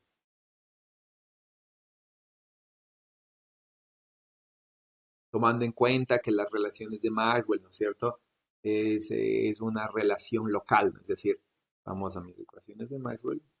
Sí, esta es una relación local. Sí, esta es una relación local. ¿Ya? Pues, ¿qué debe pasar con la divergencia del campo eléctrico? ¿Sí? En este punto donde no hay cargas. ¿Cuánto tiene que valer la divergencia aquí?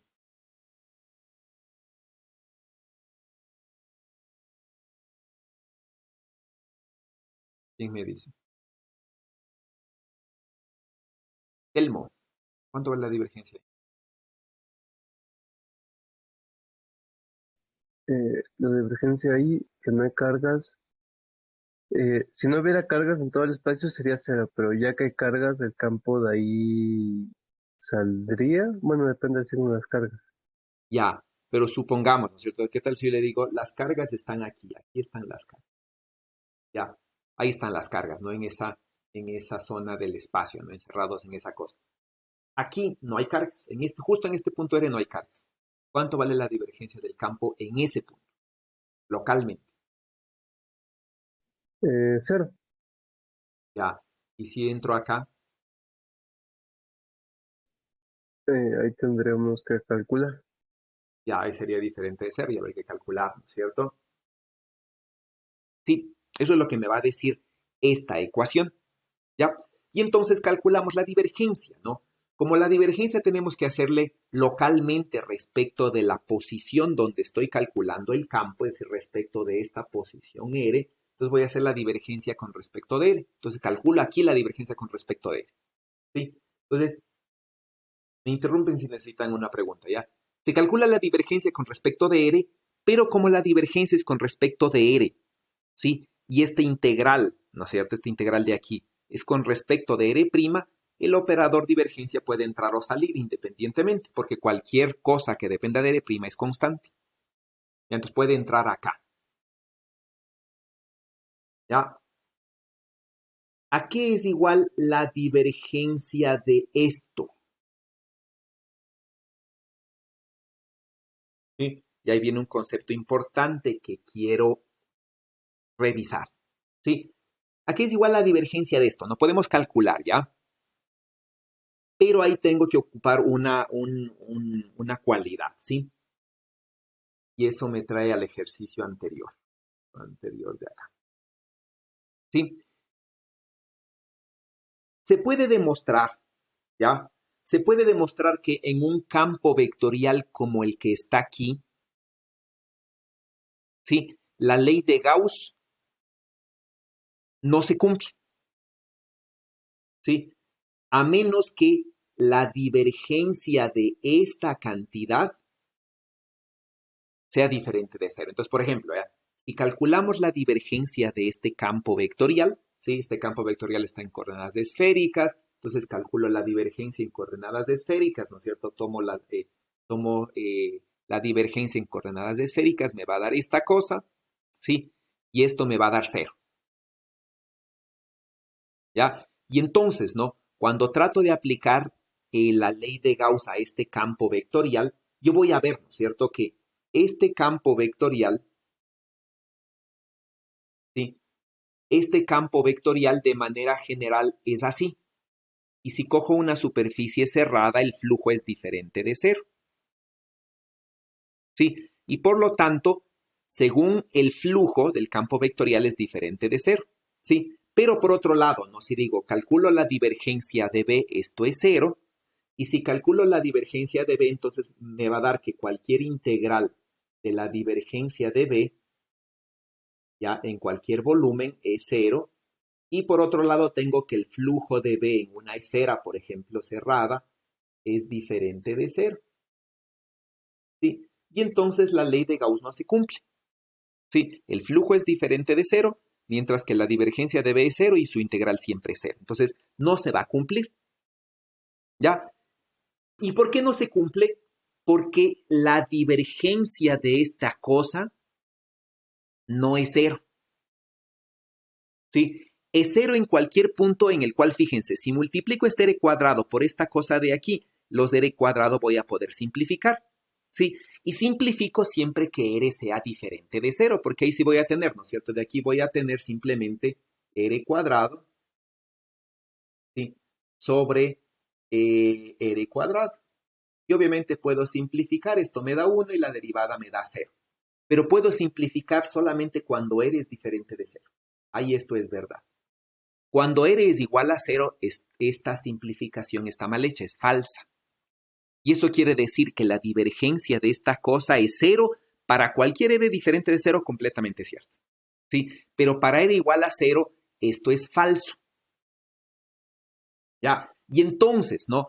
Ahí se saca, ya bueno, haciendo un análisis que para que se cumpla la divergencia, ¿sí? Para que se cumpla esta identidad, ¿ya? Por un lado me daría 0 si es que sacaría esta divergencia así, y por otro lado este flujo de este campo vectorial, si ustedes le calculan y le analizan, esto es 4pi, y entonces esto es diferente, ¿sí? Y la única forma que sea igual es que esta cosa de aquí también se integre a 4pi, ¿ya? Y entonces, ¿no es cierto? De ahí haciendo el análisis se tiene que dar que la divergencia, perdón, ¿están viendo? Se tiene que dar ya que la divergencia de este factor, ¿sí? De este término, tiene que ser 4pi por una delta de Dirac. ¿Sí? ¿De dónde, no es cierto? Ustedes van a poder demostrar, ¿sí? Que el laplaciano del inverso del radio es menos 4pi por una delta de Dirac. ¿Ya? Entonces, en este ejemplo, ¿no es cierto? Con este campo vectorial, si ustedes lo analizan lentamente, van a llegar a una inconsistencia en la ley de Gauss y van a tener que o esto está mal o esto está mal, ¿no? Y la única conclusión es por este análisis, ¿no es cierto?, del r cuadrado que habíamos visto, es que esta divergencia es 0 para cualquier punto diferente de 0, pero no para r igual a 0. Y así es como más o menos se puede definir o puede aparecer la delta de Dirac. Y entonces, ¿no es cierto?, tenemos esta divergencia de esta cosa igual a 4pi por la delta de Dirac, ¿ya? Y eso es justo lo que nos está apareciendo aquí, ¿sí? La divergencia, recuerden, es con respecto de r, donde aquí tengo la divergencia de r sobre r cubo. Nada más que no es r sobre r cubo, sino es r menos r' sobre r menos r' al cubo. Pero que no es nada más que lo mismo, ¿no es cierto? Es exactamente lo mismo que yo tengo acá, ¿sí? Que yo tengo acá, nada más que aquí le estoy restando, ¿no es cierto? Le estoy restando una constante.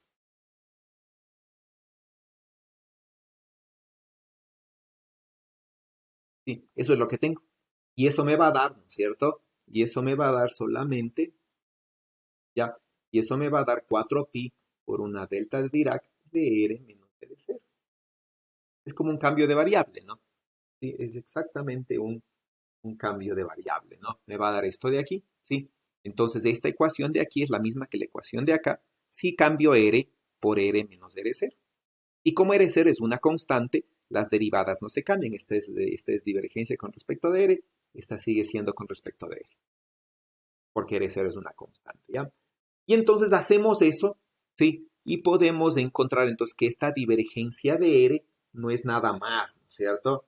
No es nada más que proviene del laplaciano de 1 sobre r menos r', y esto es 4pi por delta r menos r', ¿ya?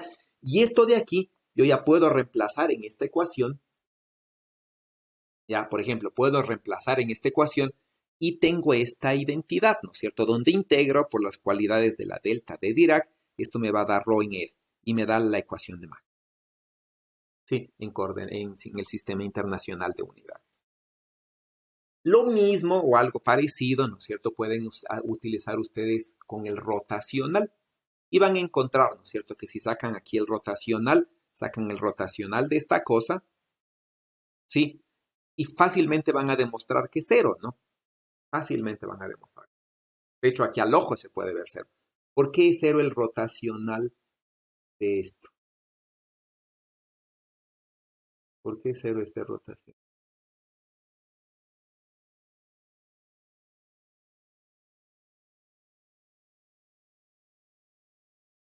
¿Quién me dice? Ahí está la respuesta, al ladito.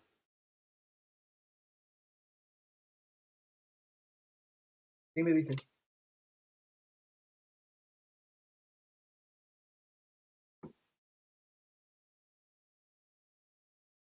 ¿Quién me dice?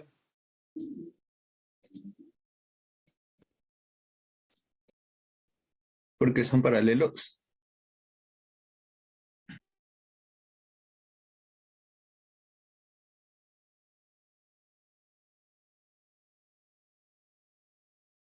¿Qué pasa con el rotacional de un gradiente?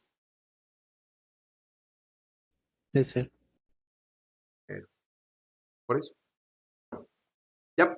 Y entonces aquí naturalmente, ¿no es cierto? La ecuación de Coulomb es un resumen de las dos ecuaciones de Maxwell, ¿no? Divergencia de campo eléctrico igual a cero y rotacional del campo eléctrico igual a cero. Sí, perdón, divergencia de campo eléctrico igual a la densidad de carga, ¿no? Por una constante, rotacional del campo eléctrico igual a cero, ¿ya? Sí,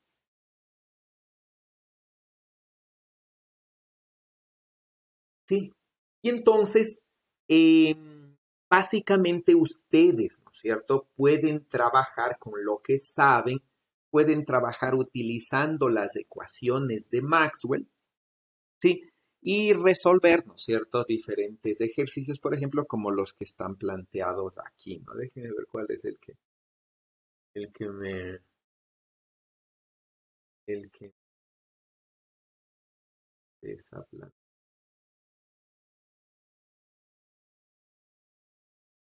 Mm,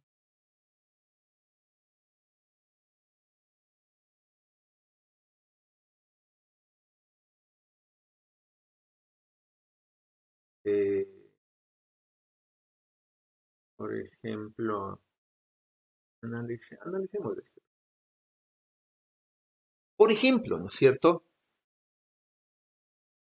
Sí, supongamos este ejercicio, ¿ya? Pues tenemos una carga Q que solamente puede moverse en el plano XY, ¿sí? Y la carga Q se encuentra fuera del origen, al tiempo cero, ¿ya? Se encuentra fuera del origen al tiempo cero, ¿sí? Y está en reposo. Entonces la carga no se mueve, ¿no? Originalmente y se mueve, sí, y si se mueve solamente puede moverse en el plano XY, está restringida ese movimiento. Aparece un campo magnético, sí, pero aparece un campo magnético solamente en el eje Z, en el origen, digamos, ¿no? Y ese campo magnético en el eje Z viene dado por esto, ¿ya? Donde este flujo de aquí es un flujo que, bueno, donde este phi, más bien dicho, no flujo, donde esta variable phi es una variable phi que depende del tiempo, ¿sí? Y es una variable phi que incrementa linealmente con el tiempo. Entonces, este campo magnético está solamente en el eje Z, pero es un campo magnético variable en el tiempo y varía y crece linealmente con el tiempo, ¿sí? Y dice, ¿no es cierto? El problema asegura que la partícula comienza a moverse. Vamos por ahí, ¿no es cierto? Entonces, ustedes tienen esto, ¿no? Tienen una carga eléctrica de aquí, ¿sí? En una cierta posición cuya velocidad inicial es cero, ¿sí? Y aquí en el eje tienen un campo magnético B que está creciendo con el tiempo. pero este campo magnético solo está en el origen. Sí, fuera del origen el campo magnético es cero. La pregunta es, ¿por qué aquí aparece una fuerza que genera movimiento sobre la carga? ¿Quién me explica eso?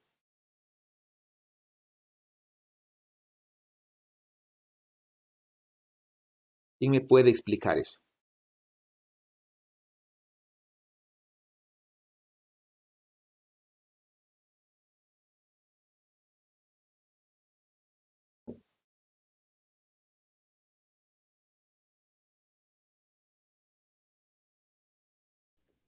La variación de campo magnético a través del tiempo genera un campo eléctrico solenoidal y eso mueve la carga.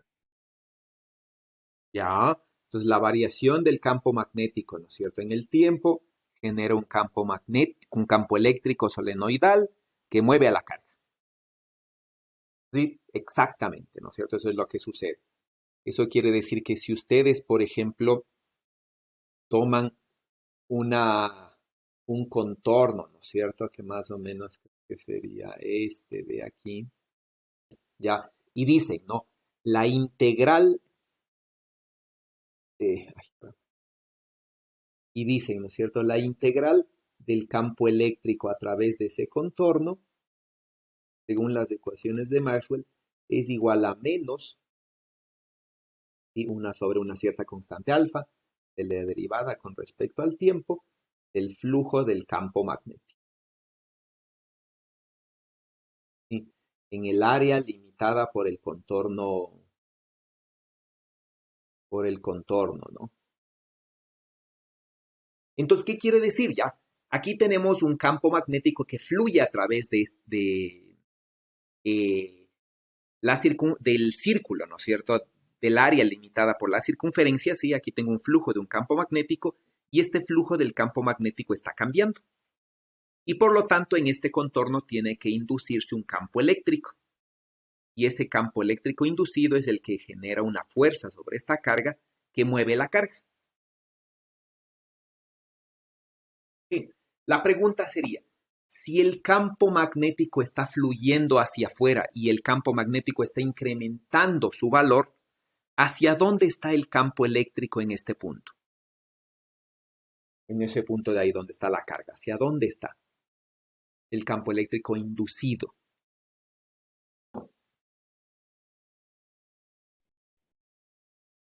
En sentido horario, Sentido horario. ¿Por qué? porque se opone al campo magnético, entonces si más o menos ubicas la regla de la mano derecha, me parece que es en ese sentido. Ya no se opone al campo magnético. ¿Sí? El Se incremento, opone perdón. a la variación del flujo del campo magnético.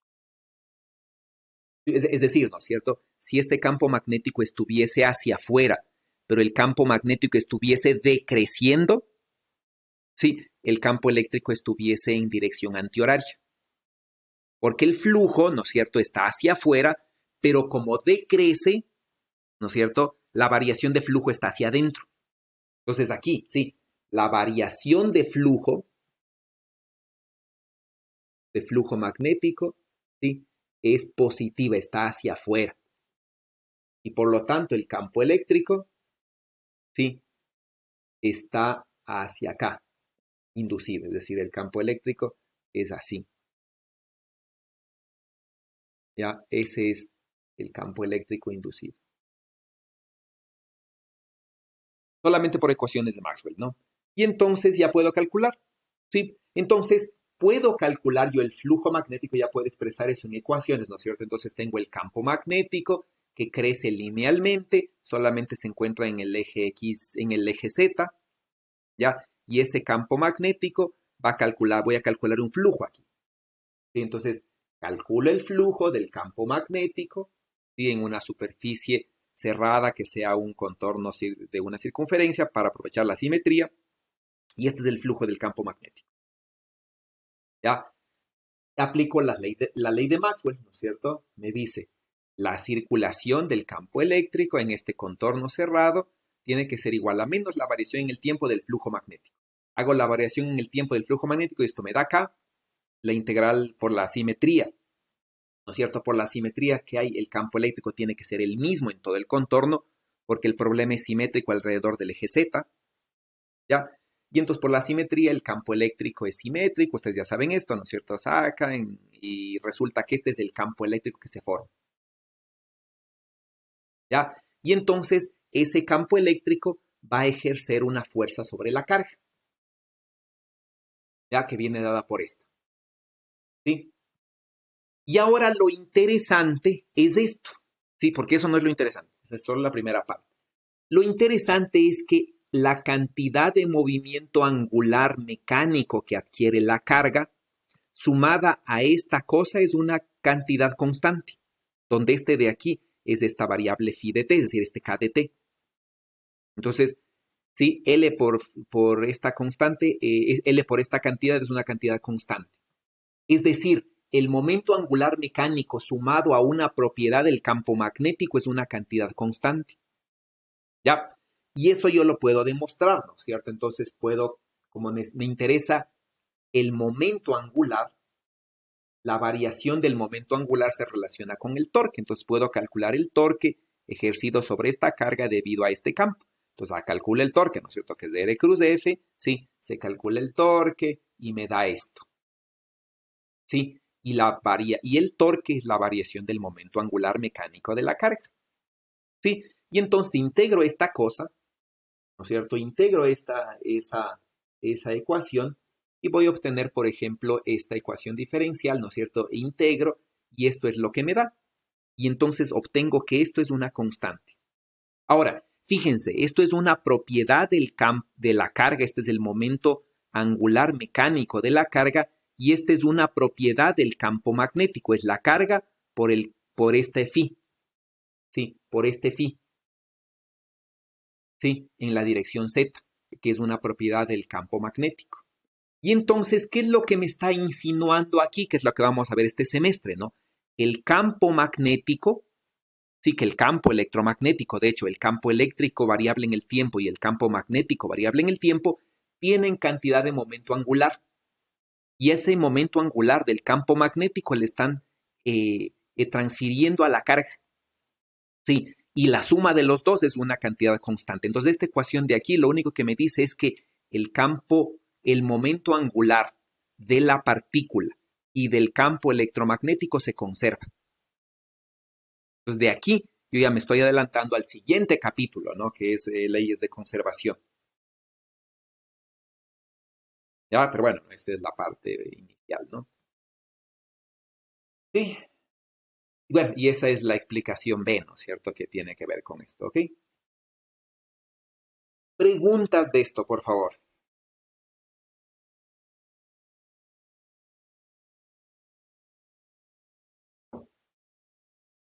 Profe, yo tengo una duda respecto a la integral que hace en la pestaña anterior. ¿Puede ponerle, por favor? Sí, no entiendo muy bien. Bueno, esa se reemplaza de ahí, sí le cacho, pero ¿cómo le integra la delta de Dirac ahí? Lo que pasa es que la delta de Dirac evalúa a X y Y en cero, ¿sí? Y aquí no hay X ni Y. Entonces, si hubiese aquí alguna función de X o de Y, él le debería reemplazar X por cero y Y por cero, ¿no es cierto? Porque esa es la delta de Dirac, es la función evaluada en cero. Pero como esta no depende de X ni Y, simplemente se reemplaza por 1. Porque recuerden, ¿no? La integral, sí, la integral de la delta de Dirac de X por una función de X, ¿no es cierto? En una región en la que cero sea elemento de este rango de integración, sí, no es nada más, ¿no es cierto?, que f en cero. ¿Ya? Y aquí lo que yo tengo es una f que se llama f de x igual a 1. Y entonces esta simplemente es 1, por ejemplo. ¿Está claro? Es esto, ¿no es cierto? Es una k de t que no depende de x ni de y. Yo simplemente a esta función le estoy evaluando en cero y simplemente me da kt. ¿Está claro? Sí, profe, muchas gracias. Si es que cero no es elemento del rango de integración, ¿sí? Si es que no es elemento, ¿cuánto vale esta integral? 0. 0, ¿no es cierto? ¿Ya? Bueno, y aquí 0 sí es elemento de esta parte, ¿no? Aquí las cualidades de la delta de Dirac, ¿ya? Entonces, con todo esto que hemos visto más o menos el día de hoy, ¿sí? Hemos más o menos hecho un recuento de las ecuaciones de Maxwell, ¿sí? Eso, ¿no? Tomen en cuenta, por favor, fuera de esto ya, ¿sí? Con esto termino la clase, que ustedes tienen que trabajar en grupos, ¿ya? Los grupos que van a trabajar van a ser grupos de 3 personas. Creo que los grupos los voy a asignar yo aleatoriamente y tienen que buscar un proyecto. Entonces, yo les voy a dar diferentes opciones de temas para que escojan y puedan desarrollar un proyecto para este bimestre, ¿no? Entonces, su trabajo es comenzar ya desde esta semana a buscar a elegir el tema que les guste, ¿sí? Y a comenzar a buscar la bibliografía y elaborar su plan de trabajo, ¿no? Entonces, por favor, estén atentos a eso y estén atentos a los deberes que están subidos al aula virtual, ¿ok? Entonces, si no hay preguntas, nos vemos el día martes próximo. Profe, los grupos son escogidos por nosotros. No, yo les voy a definir los grupos. Ya, profe, muchas Ya. gracias. Hasta luego. Aparte de eso, recuerden que las horas de consulta son los días, creo que miércoles de 4 a 5. Entonces, por favor, necesito que a mi número celular me manden su nombre. Bueno, me envíen un mensaje diciendo alumno de electrodinámica para crear un grupo de WhatsApp y poder comunicarnos por ahí, ¿ya? Entonces todos tienen mi número de teléfono y si no lo tienen está en el aula virtual, en la zona de el sílabo del curso, ahí está mi número, ¿no?, de contacto. Entonces, por favor, tienen que enviarme un mensaje por WhatsApp para añadirles al grupo de electrodinámica y poder comunicarnos por ahí de manera más inmediata, ¿ok? Nos vemos el martes. Profe, disculpe una pregunta. Dígame, Brian. Con respecto a los temas para lo del proyecto, ¿ya están en el aula virtual o nos dará llegar en el transcurso de No, esta semana? voy a subir al aula virtual los temas de los que pueden elegir. Entonces creo que es el día de hoy hasta el día de mañana máximo le subo ya. Ok, listo, gracias. Ya. Nos vemos el día martes entonces. Hasta luego, Hasta profe. luego. Profe. Hasta luego, profe, gracias. Luego, profe. Hasta luego. Hasta luego, profe.